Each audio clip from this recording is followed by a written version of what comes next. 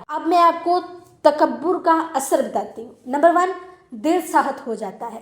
تکبر انسان کے دل سے نور کو مٹا دیتا ہے، پھر نہ نصیحت کا اثر ہوتا ہے اور نہ قرآن کی تلاوت کا اور نہ ہدایت کی بات کا اثر ہوتا ہے۔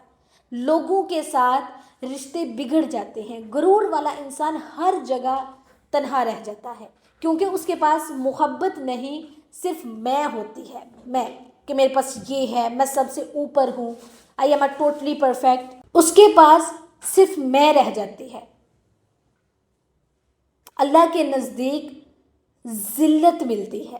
قرآن کہتا ہے اللہ ان لوگوں کو پسند نہیں کرتا جو فخر اور تکبر کرتے ہیں، یعنی اللہ کی محبت صرف انہیں ملتی ہے جو متواضع، نرم اور خلوص والے ہوں۔ اگر آپ یہ چاہتے ہیں کہ آپ تکبر بھی کریں، آپ دوسروں سے خود کو بڑا بھی سمجھیں، آپ یہ سمجھیں کہ میں بالکل ٹھیک ہوں، میری کبھی کوئی غلطی ہوئی نہیں، میں کبھی غلطی کر ہی نہیں سکتی، اور آپ ساتھ یہ چاہ رہے ہوں کہ مجھے اللہ تعالیٰ کی رحمت بھی ملے، مجھے اللہ تعالیٰ کی محبت بھی ملے، مجھے لوگوں کی محبت بھی ملے، تو سوری، ایسا نہیں ہوتا۔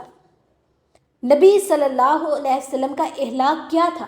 سوچئے، اگر کوئی شخص فخر کر سکتا تھا تو وہ نبی محمد صلی اللہ علیہ وسلم تھے، لیکن آپ صلی اللہ علیہ وسلم نے ہمیشہ اپنے آپ کو سب سے عاجز کہا۔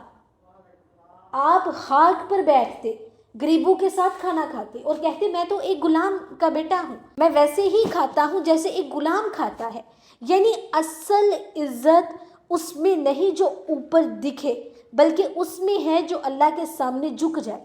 اتنی بڑی شخصیت جب انہیں نہیں کیا تو آپ کے پاس کیا ہے؟ یہ دنیا کا مال، یہ دنیا کی چیزیں، یہ دنیا کی کامیابی، اسے پا کر آپ بڑے اکڑ کر چل رہے ہیں۔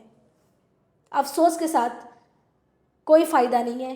ابھی بھی لوٹ آئیں، پلٹ جائیں اللہ کی طرف، معافی مانگ لیں اور دعا کریں، یا اللہ تکبر سے محفوظ فرما، ہمیں وہ دل دے دے جو صرف تیرے سامنے جھکتا ہے، اور وہ زندگی دے جس میں کبھی غرور نہ آئے۔ آمین یا رب العالمین۔